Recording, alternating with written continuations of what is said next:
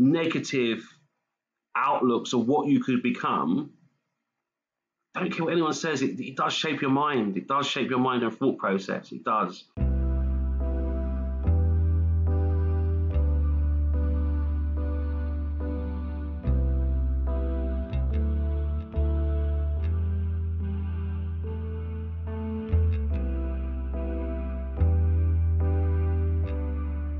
Okay, my first book I'm going to recommend. Now, I bought the big version for myself, but then when this one came out quite recently, I was like, brilliant. You know, my son got a copy, and then I had to do some other piece of work, and then I got a copy.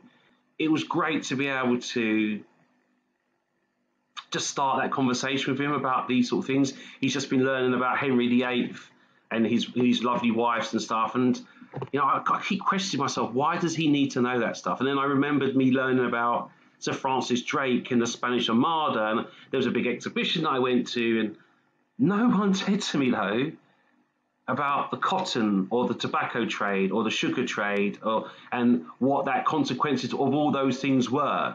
That was quite happily pushed to one side. Now, Sir Francis Drake was pushed up front of, you know, the champion.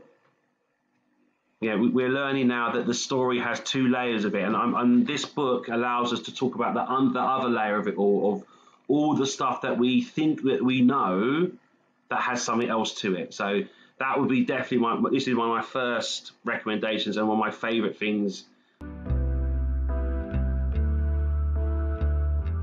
This book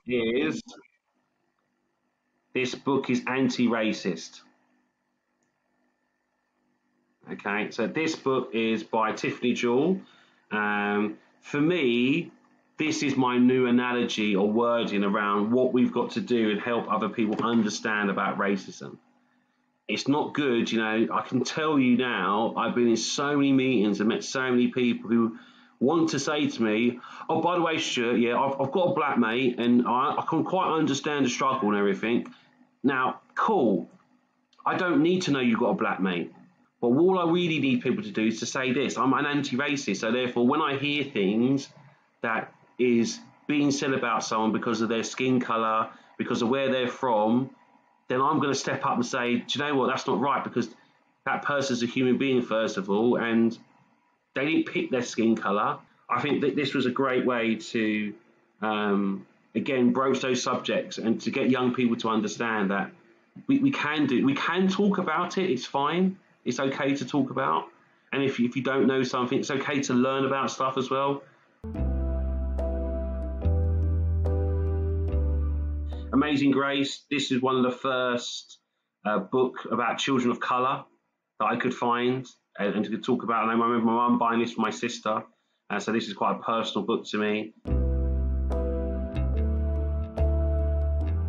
Number 4 is going to be, I think, this one, Dream Big.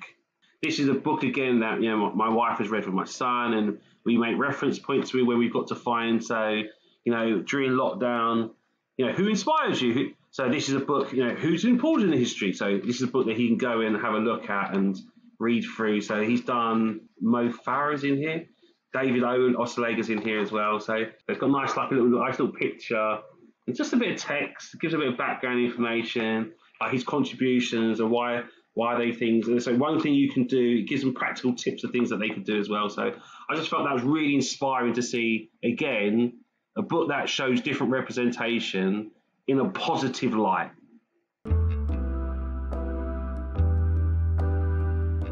And then because I've got a son, there's a stories for black boys to be there to be different again, because it's about celebrating difference. I think any book that I want you to talk about around race, equality, diversity, inclusion, it has to be talking about being different and celebrating being different. In those differences makes the world a so much more beautiful and better place, because it would be so boring if we all look the same, sound the same, like the same things,